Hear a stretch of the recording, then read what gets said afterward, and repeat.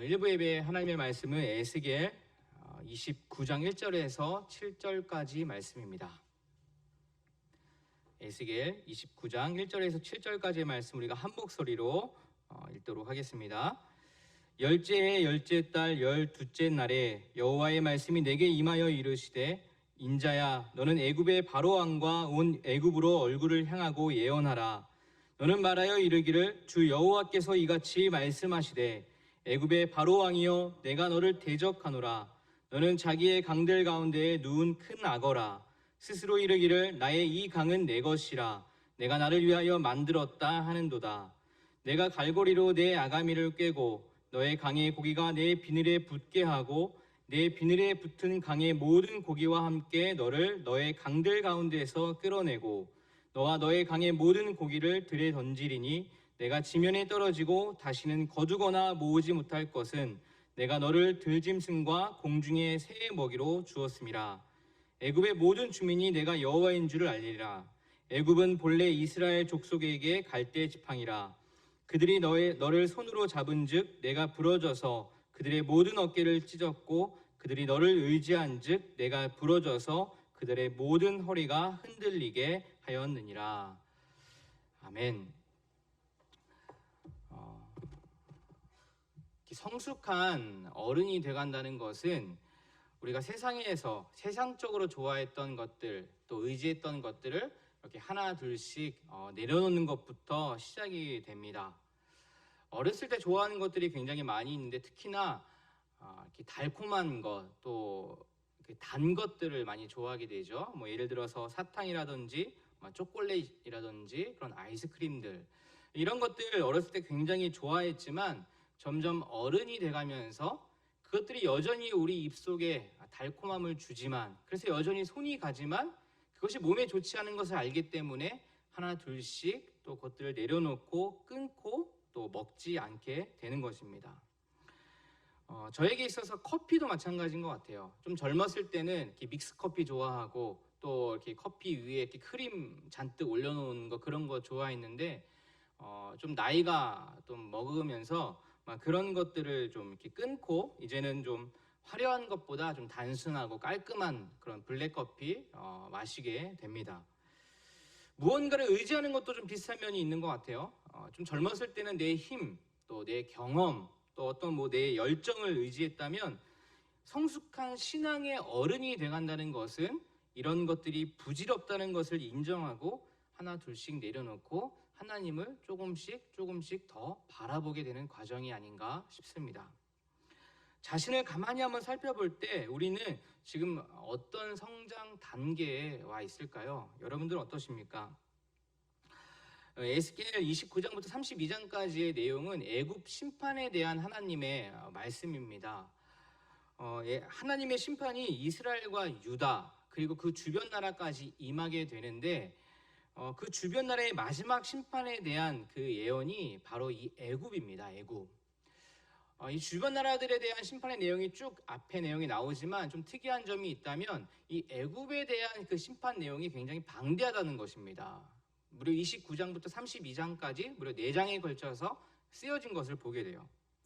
이 본문을 잘 살펴보면 반복적으로 나오는 말씀이 있는데 바로 그 말씀이 세 번역으로 보면 그때야 비로소 그들이 내가 주인 줄 알 것이다 라는 내용입니다. 이 29장만 보더라도요 4번에 걸쳐서 이 동일한 말씀이 반복되고 있는 것을 우리가 찾아볼 수 있습니다. 하나님께서 이 본문의 말씀에서 가장 전하고 싶은 메시지가 무엇일까 고민했을 때 바로 이 반복되는 말씀이 아닐까 싶습니다. 그때야 비로소 그들이 내가 주 하나님인 줄 알리라. 하나님께서 이스라엘과 유다 그리고 그 주변 나라를 심판하시는 목적이 있는데 그 목적을 잘 살펴보면 그들이 내가 주 하나님인 줄 알게 하시려는 그 하나님의 마음 그리고 그 안에 담긴 하나님의 안타까운 마음을 우리가 찾아볼 수가 있습니다. 내가 너의 진짜 부모이며 내가 너에게 유일한 구원자이며 내가 너에게 유일한 소망이라는 것을 알게 하기 위한 하나님의 그 열심과 하나님의 몸부림 그리고 하나님의 그 안타까움이 심판 가운데 함께 있다는 것을 우리는 발견할 줄 알아야 합니다. 에스겔서는 아마도 잘 아시다시피 시간에 대한 개념이 굉장히 명확합니다. 오늘 1절 말씀을 보면 그때가 언제인지 우리가 알 수 있는데요. 1절 말씀을 한번 보십시오. 1절 말씀 같이 한번 읽어볼까요? 열째 해 열째 달 열두째 날에 여호와의 말씀이 내게 임하여 이르시되. 이 말씀으로 봐서 에스겔의 나이가요 35살이라는 것을 알게 됩니다. 에스겔이 바벨론 포로로 잡혀갔을 때가 25살이에요. 근데 오늘 1절에 보니까 10년이 지났다고 합니다. 이 동시에 시드기야가 통치한 지 10년이 되었는데 시드기야는 11년 동안 통치하고 이 바벨론에게 멸망을 당하게 된 것을 보면 지금 이 시점은 이 남유다가 멸망하기 1년도 남지 않은 시기라는 것을 우리가 알 수 있죠. 이런 상황에서 하나님께서는 왜 에스겔을 통해서 애굽에 대한 심판 예언을 하게 하셨을까? 이 마지막 순간에 왜 이런 심판의 메시지를 전달하셨을까? 그만큼 유다가요 마지막까지 그 애굽을 그 희망의 끈이라고 그게 굳게 믿고 붙들고 있었기 때문입니다. 유다의 멸망이 임박해오는 그 순간까지도 하나님을 제대로 바라보지 못하고 그들에게 있어 소망이 무엇인지를 고민했을 때 바로 애굽이었다는 사실입니다. 심판의 경고를 하시면서 이들이 다시 돌아오기를 원하시는 그 안타까운 하나님의 마음을 우리가 볼 수 있습니다. 유다를 포함한 주변 나라들이 왜 심판을 받게 되었을까요? 그것에 대한 결정적인 이유가 그들은 하나님을 바로 알지 못했다는 것입니다. 하나님의 존재에 대해서 알고 있었어요. 하나님이 어떤 말씀을 하시는지 여러 선지자를 통해서 듣고 있었습니다. 하나님이 어떤 분이신지 못 들은 것이 아니에요. 하지만 알았지만 들었지만 받아들이지 않고 내 생각, 내 의지가 훨씬 더 강했던 것입니다. 가만히 생각해보면 우리도 이와 같은 면이 있지 않나요? 하나님을 알고 있고 또 하나님에 대해서 수많이 들었지만 내 안의 의지, 내 안의 신념이 그 말씀보다 하나님의 그 존재보다 훨씬 더 강할 때가 혹시 있지는 않으십니까? 하나님의 말씀을 들었지만 하나님이 어떤 분인지 알고 있지만 그래도 이 상황에는 그게 아니지, 그래도 이 상황에는 좀 다르지 하면서 애써 하나님의 음성을 듣지 않으려 하고 우리의 의지대로 또 우리의 생각대로 하나님을 제대로 바라보지 않고 우리의 마음대로 하려고 했던 그런 것들이 우리 안에 있지는 않으십니까? 하나님은 그럼에도 불구하고 여전히 하나님을 제대로 알기를 원하십니다. 하나님은 여전히 그 안타까운 마음으로 우리를 지켜보고 계시고 우리에게 여전히 그 말씀을 하고 계십니다. 그런 하나님을 우리가 제대로 알고 또 제대로 받아들이고 또 제대로 이해하는 그런 은혜가 우리 안에 있기를 바랍니다. 그렇다면 하나님이 정말 제대로 된 하나님을 우리가 바라볼 수 있기 위해서 우리는 어떻게 하면 좋을까? 어떤 행동을 취하면 좋을까? 오늘 본문을 통해서 우리 세 가지로 한번 나눠보려고 합니다. 첫 번째는 교만함을 버릴 때 하나님을 제대로 바라볼 수가 있습니다. 우리 본문 29장 3절 말씀인데요. 우리 성경을 펴시고 3절 말씀을 다시 한번 같이 읽어보겠습니다. 시작. 너는 말하여 이르기를 주 여호와께서 이같이 말씀하시되 애굽의 바로 왕이여 내가 너를 대적하노라. 너는 자기의 강들 가운데에 누운 큰 악어라. 스스로 이르기를 나의 이 강은 내 것이라. 내가 나를 위하여 만들었다 하는도다. 내용을 보시면 아시다시피 애굽의 바로 왕은 나일강도 자신을 위해 존재한다고 믿었습니다. 생명을 상징하는 이 나일강이 자기 것으로 착각하고 또 자신이 생명을 주는 존재라라고 여겼던 것이죠. 사실 애굽이 이 지리적으로 받은 복은 대단합니다. 이 나일강 아마 잘 아실 것입니다. 이 나일강은 세계에서 가장 긴 강입니다. 무려 6,000km가 넘는 강이에요. 이 동경에서 또 이 오사카까지 뭐 한 500km 정도 되지 않습니까? 근데 그에 비해 나일강이 정확하게 6,650km, 아마도 13번 정도를 왔다 갔다 해야 되는 그런 거리입니다. 엄청나죠? 그 강 주변의 땅은 굉장히 비옥합니다. 아주 곡창지대입니다. 그 강으로 인해서 나라가 풍요로울 수 있고 또 그 강으로 인해서 개인들이 더 잘 살 수 있게 된 것이죠. 강이 생명을 줍니다. 이집트의 젖줄이고 또 나일강이 범람함으로써 그 주변의 땅이 비옥해지고 또 그 비옥한 토지는 사람들에게 부를 가져다 주기도 합니다. 그 나일강에 있어서 가장 힘센 생물이라면 무엇일까요? 오늘 본문에 나왔던 바로 악어입니다. 악어. 최고의 포식자이죠. 아무도 그 강 안에 있는 그 악어를 이길 수 있는 다른 생물은 존재하지 않습니다. 바로 애굽의 나일강과 그 강 안에 있는 그 악어들, 바로 그것은 애굽의 힘을 상징하는 것입니다. 애굽의 힘이 있고 또 애굽의 그 지리적으로 받은 복이 있지만 더 중요하게 생각해야 할 것이 무엇이냐면 그 힘, 그 복의 원천이 어디서부터 온 것인가라는 것을 우리는 살펴보아야 합니다. 그것을 생각해내야 됩니다. 생각은 굉장히 중요합니다. 생각을 하지 않으면 우리는 하나님을 잃어버립니다. 하나님을 잊어버리면 현실만 보여요. 하나님을 잊어버리면 눈앞의 것만 보이기 시작합니다.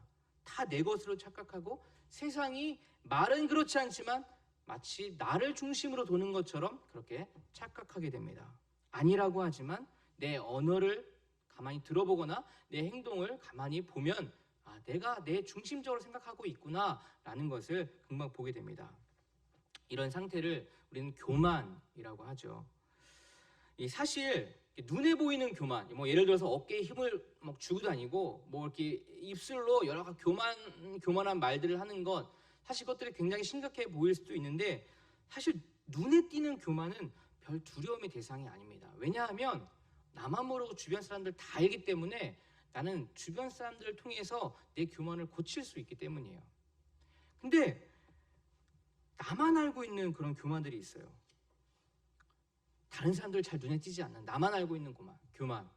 여러분 혹시 여러분들 중에 요즘에 좀 감사가 사라지고 뭔가 만족한 것이 사라지고 내 안에 뭔가 서운한 감정이 있고 또 억울한 감정이 있고 또 그에 따른 분노가 혹시 나의 삶을 지배하고 있지는 않으십니까? 이 교만은 자기 중심으로 생각하는 것입니다. 그리고 그 교만은요 굉장히 교무여해요. 그래서 잘 드러나지 않습니다. 자신만 아는 경우가 굉장히 많아요.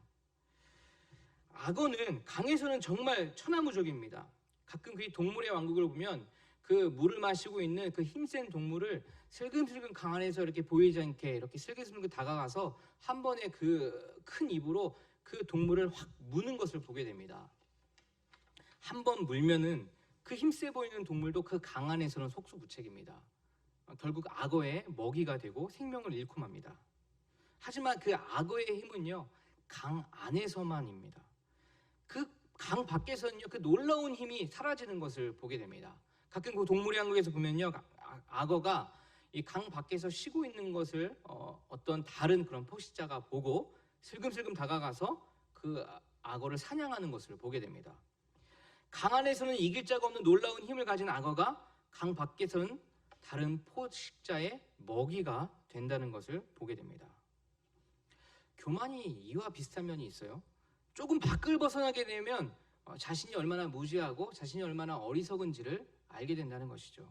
힘이 있을 때, 다행스러운 일이 있을 때, 감사한 일이 있을 때 그 원천이 무엇이고 그것이 어디서부터 온 것인지를 우리는 생각해 내야 합니다.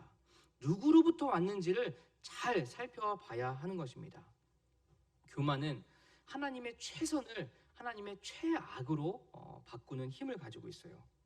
애굽은 지리적으로 하나님으로부터 큰 복을 받은 땅이었습니다. 하나님의 최선이었습니다. 그렇지만 그들의 교만으로 인하여서 하나님의 최선이 하나님의 최악으로 바뀌게 된 것입니다. 잘 드러나지 않는 교만이 우리 안에 혹시 있다면 여러분 그것을 버릴 수 있는 용기와 믿음이 있기를 기도합니다. 두 번째, 우리가 그분이 하나님인 줄 제대로 알 수 있으려면 우리의 삶에 어떤 태도가 필요할까? 그 두 번째는 나의 갈대 지팡이를 찾아서 내려놓을 때 하나님을 제대로 바라볼 수 있게 됩니다. 우리 에스겔 29장 6절 7절 말씀을 한번 같이 읽어볼까요? 시작. 애굽의 모든 주민이 내가 여호와인 줄을 알리라. 애굽은 본래 이스라엘 족속에게 갈대의 지팡이라. 그들이 너를 손으로 잡은즉 내가 부러져서 그들의 모든 어깨를 찢었고 그들이 너를 의지한즉 내가 부러져서 그들의 모든 허리가 흔들리게 하였느니라. 이 속이 빈 갈대 지팡이를 의지하는 것처럼 이스라엘은 결국 그 갈대를 의지하니 그 갈대가 부러져서 상처를 입게 된다는 것입니다. 이 갈대는요, 힘을 주면 부러지기 마련입니다. 근데 갈대는요, 그 부러질 때 그냥 부러지지 않아요. 이게 날카롭게 부러집니다. 그래서 잘못 그 갈대를 만지거나 거기에 기대고 있으면 그 부러지면서 내가 상처를 입을 수가 있게 됩니다. 생각해 보십시오. 여러분, 우리가 혹시 그 부러지는 그 갈대, 그런 갈대 지팡이를 혹시 의지하고 있는 것은 없으십니까? 내가 가진 지식을 너무 의지하고 있지는 않으십니까? 또 내가 가지고 있는 그런 능력을 혹시 너무 의지하고 있지는 않으십니까? 또 내 주변의 사람을 너무 의지하고 있지는 않으십니까? 또 혹시 내 판단만을 너무 의지하고 있지는 않으십니까? 그리고 또한 잘 모르는 혹시 내 감정만을 너무 의지하고 있지는 않으십니까? 수많은 갈대 지팡이가 우리 주변에 산재해 있는 것을 우리는 보게 됩니다. 근데 중요한 것은 그것이 과연 무엇인가, 그 갈대가 나에게 있어서 그 갈대가 과연 무엇인가를 찾아내는 것이 중요합니다. 내가 하나님이 아닌 마치 갈대를 의지하는 혹시 다른 무언가가 있지는 않으십니까? 만약에 그것을 알고 있다면, 만약에 그것을 찾았다면 그 다음으로 그것을 내려놓는 것이 굉장히 중요합니다. 찾았지만, 알고는 있지만 그것을 내려놓는 것은 결코 쉬운 일, 결코 간단한 일은 아니기 때문이에요. 그것을 발견했다면 그것을 하나하나 내려놓는 연습을 꾸준히 해야 합니다. 작은 것부터 내려놓는 연습이 우리에게 필요합니다. 그러면 그분을 제대로 알게 되고 알면 알수록 그 갈대를 의지했던 것이 하나님을 의지하는 것으로 서서히 변해가기 때문입니다. 하나님의 은혜라는 그런 책이 있는데 그 안에 나온 실제 이야기예요. 신학교를 졸업하고 기도 사역의 그런 기관에서 또 일을 한 적이 있는 이 브레드라는 목사님이 계십니다. 근데 이 목사님이 아내를 만나게 되는데 만나게 되는 과정이 굉장히 로맨틱해요. 아내를 처음 초등학교 6학년 때 예배를 마치고 보게 되었는데 그때는 그 좋아하는 마음이 있었지만 그 좋아하는 그 마음의 표현을 이렇게 괴롭히거나 놀리는 거로 이렇게 했었어요. 근데 이제 아내가 된 그분이요, 자기 동생과 이렇게 계속 가까이 지내면서 오랜만에 다시 지금 현재 아내를 만나게 되는데요. 그때가 이제 그 브레드 목사님이 16살이고 또 아내가 14살이었다고 해요. 근데 그 14살 된 그 아내를 본 그 브레드 목사님이 첫눈에 반하게 돼요. 그리고 그 아내에게 고백을 하죠. 그리고 어린 나이지만 프로포즈까지 하게 됩니다. 아내도 그 프로포즈를 받아들이고 서로는 미래의 그 부부가 되기를 다짐하고 그것이 정말 현실로 이루어져서 정말 결혼을 하고 부부 사이가 됩니다. 목사님은 본격적으로 공부를 마치고 이제 사역을 하게 되는데 교회가 엄청나게 부흥하기 시작해요. 몇 년 후에 미국의 어떤 주의 담임 목사를 맡게 되었는데 이번에도 하나님께서 복을 주셔서 교회가 아주 그냥 수적으로 엄청나게 부흥을 해가게 됩니다. 성장이 멈춘 지역사회에서 교인이 6년 만에 1,800명에서 4,000명으로 이렇게 부흥을 하게 되고요. 또 세례자도 10배로 늘게 되었고 또 계속되는 경기 침체 속에서도 헌금은 계속 늘어갔고 또 소그룹에 속한 사람도 3배로 늘었다고 해요. 그래서 많은 사람들이 목사님을 칭찬을 하지만 또 그 사람도 많았지만 내부의 이 지도자들과 그런 갈등의 관계가 그런 긴장 관계가 형성이 되기도 했습니다. 그런데 그 내부에서 그들이 요구하는 것보다 목사님 자신의 스타일만을 고집하면서 서로 간에 점점 그런 긴장 상태가 생긴 거예요. 그리고 그때부터 목사님은 자신이 그 사람들로부터 존경받지 못한다는 그런 생각에 얽매이기 시작했습니다. 그리고 그런 생각은 그들에게 분개하게 되고 또 그들에게 계속해서 방어적인 태도를 취하게 되고 자신이 더 나은 대우를 받을 만한 자격이 있다라고 생각을 하기 시작했어요.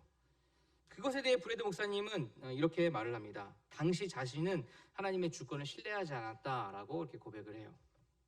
자신의 능력, 자신의 감정을 더 의지한 나머지 목사님은 엄청난 큰 죄를 짓게 되는데요. 그 죄는 바로 간음죄였습니다.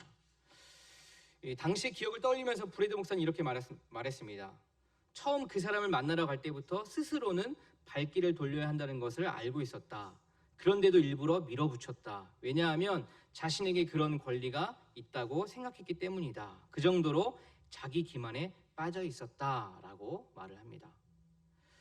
자신의 감정과 또 자신의 생각, 자신의 권리를 찾고 싶은 그 욕구에 의지한 나머지 결국 그의 갈대지팡이는 부러지고 말았고, 또 그 브레드 목사는 더할 수 없는 상처와 자기 가족에게 큰 어려움을 남기게 된 것입니다. 후에 자신이 깨닫고 철저하게 회개하고 이 고백을 함으로써 또 아내와 또 하나님으로부터 용서를 받게 되지만 그 자신은 여전히 너무나도 후회스럽다라고 말을 하고 있습니다. 반면에 그 사실을 남편으로부터 들은 그 아내의 마음은 어땠을까? 브레드 목사의 아내는 굉장히 힘든 시험에 빠지고 말았다고 해요. 그리고 그녀는 무엇인가 결단을 했어야 합니다. 그 마음이 힘든 상태에 무언가 결단을 해야 하는데 그 결단의 순간이 하나님과 동행할 것인가 아니면 내 안에 그 힘든 마음, 그 드는 마음을 따라갈 것인가 라는 고민을 했다고 해요. 너무 괴로워서 미쳐버릴 것 같은 그 순간에 브레드 목사의 아내는 간절히 하나님을 붙잡습니다. 내 감정은 도저히 용서할 수 없는데 하나님을 따르기로 결단한 사람이기 때문에 내가 지금 너무너무 힘들지만 내 감정을 따르지 않게 해주세요 라고 간절히 기도합니다. 결국 그녀는 하나님을 의지하면서 그 의지적인 용서를 남편에게 합니다. 주께로 더 가까이 자신을 이끌어주시고 마음과 생각을 빚어달라고 몸부림치며 기도한 끝에 그녀는 이렇게 고백을 합니다. 그 이듬해 자신이 어마어마하게 성장했다고, 그리고 그 경험을 지나고 나니 하나님을 더욱더 가깝게 알 수 있었다라는 고백을 하게 됩니다. 그렇습니다. 자신이 의지했던 갈대는 지식도 있고 경험도 있고 또 내 주변의 사람도 있고 내 판단도 있지만 잘 드러나지 않는 내 감정도 있다는 것을 여러분 기억하십시오. 내 감정, 그 감정의 갈대도 하나님을 의지하는 것으로 바뀔 때 하나님을 제대로 바라볼 수 있게 되는 것입니다. 여러분, 혹시 여러분들에게 보이지 않는 그런 갈대가 있지는 않으십니까? 그것마저 하나님을 의지하는 것으로 바뀌기를 간절히 기도합니다. 마지막으로 세 번째, 하나님인 줄 제대로 알 수 있으려면 우리는 과연 삶에 어떤 태도가 필요할 것인가? 그 세 번째는 하나님께서 일하심을 기대할 수 있을 때 하나님을 알게 된다는 것입니다. 29장 21절 말씀을 한번 보십시오. 에스겔 29장 21절 말씀. 그날에 나는 이스라엘 족속에게 한 뿔이 돋아나게 하고 나는 또 내가 그들 가운데에서 입을 열게 하리니 내가 여호와인 줄을 그들이 알리라. 이스라엘 족속 중에 한 뿔이 솟아난다라고 말합니다. 그것은 권세와 힘과 능력을 상징하는 뿔이며 또 애굽의 멸망 가운데 하나님이 구원하시고 하나님이 일하심으로써 주의 계획을 완성한다는 것을 의미하는 말씀입니다. 우리는 이것을 정말 마음속으로 기대할 수 있을 때 이것을 비로소 믿음이라고 할 수 있고 그 믿음을 가질 때 하나님을 제대로 바라볼 수 있게 되는 것입니다.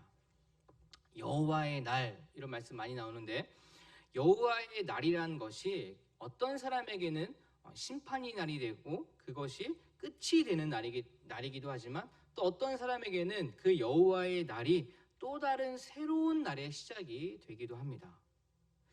우리 모두에게는 반드시 그 끝이 한 번쯤은 찾아올 것입니다. 지금 내가 하고 있는 일이 언젠가는 은퇴할 날이 찾아올 것이고 또 부모와 자녀와의 관계, 영원할 것 같은 부모와 자녀와의 관계도 어느 날은 어떤 때가 되면은 끝이 나게 될 것입니다. 이별을 할 때가 찾아오죠. 그리고 언젠가는 내가 지금 있는 곳을 떠나야 할 때도 찾아오게 될 것입니다. 영원하리라고 생각했던, 그리고 아주 멀리 있다고 생각했던 그날, 그 많은 생각을 했던 그날이 때가 되면 반드시 찾아오게 될 것이고 우리는 이별할 때가 찾아오게 될 것입니다. 우리는 과연 그때에 어떻게 마무리를 해야 하는가, 어떻게 이별을 해야 하는가, 그리고 그날이 과연 나에게 어떤 의미로 남게 될 것인가. 그것은 지금 우리가 무엇을 집중하고 있는지 또 무엇에 무엇을 쫓고 있는지, 무엇을 믿고 있는지, 또 무엇을 붙들고 있는지에 따라서 그 마지막 날은 전혀 다르게 될 것입니다. 어떤 책에서 이렇게 말을 해요. 물질은 살 수 있지만 마음은 돈으로 살 수 없다. 돈으로 집을 살 수 있지만 행복한 가정은 살 수 없다. 돈으로 좋은 침대는 살 수 있지만 행복한 가정을 살 수 없다. 돈으로 시간을 살 수 있지만 시간을 살 수는 없다. 돈으로 책을 살 수는 있지만 지식은 살 수 없다. 돈으로 약을 살 수 있지만 건강은 살 수 없다. 돈으로 보험은 살 수 있지만 안전은 살 수 없다. 어떻게 보면은 큰일이 아닌 아주 작은 사소한 일임에도 불구하고 인간의 힘으로 하지 못하는 것이 얼마나 많이 있다는 것을 우리가 좀 주위를 살피고 생각해 보면 금방 알 수 있습니다. 인간의 한계이죠. 무언가 위기가 생길 때, 무언가 내 마음에 변화가 생길 때, 무언가 긴장이 되는 그런 걱정거리가 생길 때 우리 마음이 과연 어디를 향하고 있는가를 한번 잘 살펴보십시오. 나의 위기의 순간에 우리는 과연 무엇을 붙들고 있는가? 내가 그 순간에 무엇을 붙들고 있냐에 따라서 우리의 과정과 우리의 결과를 만들어낸다는 것입니다. 에스겔에서 자주 나오는 말 중에요, 내가 여호와인 줄을 그들이 알리라 라고 말씀합니다. 내가 너의 여호와 하나님이다 라고 말씀하고 있어요. 이 말씀은 단순히 내가 여호와다, 내가 하나님이다 라는 것을 말하는 것이 아닙니다. 이 말씀은 이사야서 43장 1절 말씀처럼 야곱아 너를 창조하신 여호와께서 지금 말씀하시니라. 이스라엘아 너를 지으신 이가 말씀하시느니라. 너는 두려워하지 말라. 내가 너를 구속하였고 내가 너를 지명하여 불렀나니 너는 내 것이라 라고 말씀합니다. 너는 내 것이다. 내가 너의 주인이다. 내가 너의 구원자이다. 내가 너의 유일한 소망이다 라고 말씀하고 있는 것입니다. 내가 여호와 하나님이 된다는 사실을 믿는 동시에 우리의 모든 인생의 답을 그분을 통해서 찾아낼 수가 있습니다. 성경은 우리에게 진리를 찾아보라라고 말씀하지 않습니다. 성경은 우리에게 진리를 들어라 라고 말씀합니다. 하나님은 우리에게 진리를 말씀하십니다. 그분이 우리의 여호와 하나님 되신다는 것을 말씀하십니다. 그러므로 너희는 내 말을 들어라 라고 말씀하십니다. 인간의 무력감이 아무것도 아닌 우리 인간이 나에게 하나님 되심을 붙잡음으로써 그 인생의 끝과 그 인생의 시작이 바뀌게 된다는 것을 기억하십시오. 여러분 정말 누구를 의지하고 있습니까? 내 입술과 내 행동과 내 감정조차 내가 누구를 바라보고 있습니까? 정말 내 자신의 주인이 누구라고 생각하십니까? 그날에 나는 이스라엘 족속에게 한 뿔이 돋아나게 하고 나는 또 내가 그들 가운데서 입을 열게 하리니 내가 여호와인 줄을 그들이 알리라. 하나님을 의지하게 되기 전에 필요한 것은 먼저는 자신을 내려놓는 연습을 꾸준히 해보는 것입니다. 즉 교만함을 버릴 때 우리는 하나님을 제대로 바라볼 수가 있게 됩니다. 그 교만함은 잘 보이지 않는 것도 포함이 돼요. 서운함과 억울함, 그에 따른 분노, 한마디로 말해서 교만함을 버릴 때에 우리는 하나님을 제대로 바라볼 수 있습니다. 그리고 나의 갈대지팡이를 찾아보는 것입니다. 내가 혹시 그 부러질 만한, 조금만 힘을 주면 부러질 만한 그 갈대지팡이를 의지하고 있진 않은가? 그 갈대지팡이가 과연 무엇인가? 그것을 아는 순간 그것을 내려놓는 용기가 우리에게 필요합니다. 눈에 보이는 많은 것도 있지만 내 감정의 갈대지팡이도 있습니다. 그것도 하나님께 내려놓는 것입니다. 마지막으로 하나님께서 일하심을 기대할 수 있을 때에 우리는 하나님을 제대로 바라볼 수 있습니다. 세상의 끝과 세상의 시작을 다시 알고 주님께 다시 돌아오는 것을 말합니다. 집 나간 탕자가 부끄럽지만 죄책감이 있지만 그럼에도 불구하고 아버지가 유일한 소망이기에 다시 아버지께 간 것처럼 우리는 하나님 아버지의 일하심을 다시 한번 기대해 보는 것입니다. 그러면 하나님께서 우리에게 회복을 허락해 주실 것입니다. 우리의 죄를 용서하실 수 있는 분은 오직 여호와 하나님 한 분입니다. 우리를 회복시켜 주실 수 있는 분은 오직 하나님입니다. 사람이 아니에요. 다른 것이 아닙니다. 철저히 주님만을 의지하는 저와 여러분 되기를 기도합니다. 바벨론의 위협 아래 어쨌든 살 길을 모색하기 위해서 누군가를 의지해야만 했던 그 유다 백성의 마음은 공감할 수 있습니다. 그러나 선택은 어떻게 해야 하죠? 우리의 인생 가운데 어쩌면 지금이 위기라고 할 수 있는 때가 아닌가 싶습니다. 이때 이런저런 일로 수많은 생각이, 오만 가지 드는 생각이 우리 하루하루의 삶을 매일매일 이렇게 살아가게 합니다. 여러분, 공감할 수 있지만 우리가 정말 선택하고 붙들어야 할 것은 무엇입니까? 바로 여호와 하나님, 우리의 구원자, 우리의 아빠, 아버지 되신 하나님이 아니겠습니까? 그런 은혜가 우리의 삶 가운데 늘 있기를 간절히 기도합니다. 기도하겠습니다. 하나님 아버지, 우리가 의지하고 있는 그런 갈대는 무엇입니까? 하나님 깨닫게 하시고 그것을 내려놓을 수 있는 용기와 믿음을 허락해 주시옵소서. 하나님, 어려운 시기, 위기의 시기입니다. 우리의 감정조차 주님을 바라볼 수 있는 믿음이 우리 안에 있게 인도하여 주시옵소서. 감사드리며 예수님의 이름으로 기도합니다. 아멘.